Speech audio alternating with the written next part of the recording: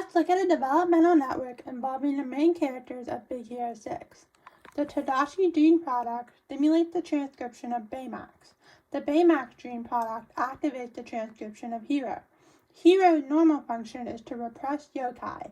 So if all the gene products are functional, the end result is that Hero defeats yokai.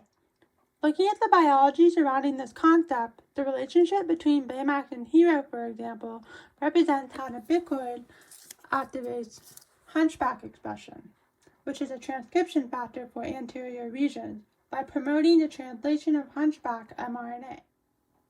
We can have both single mutants and double mutants occur. An example of a single mutant is if we have a mutation where Baymax is removed.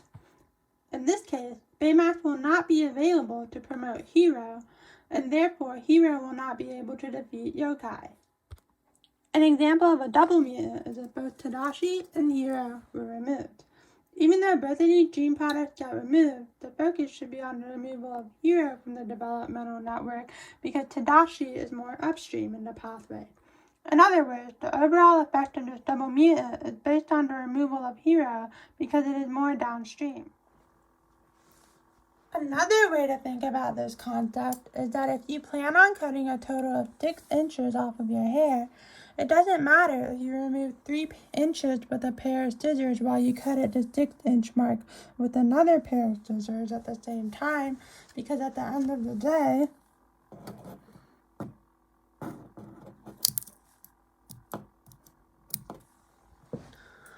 the 6 total inches that get removed from your hair length is what results, because the 3-inch mark is upstream.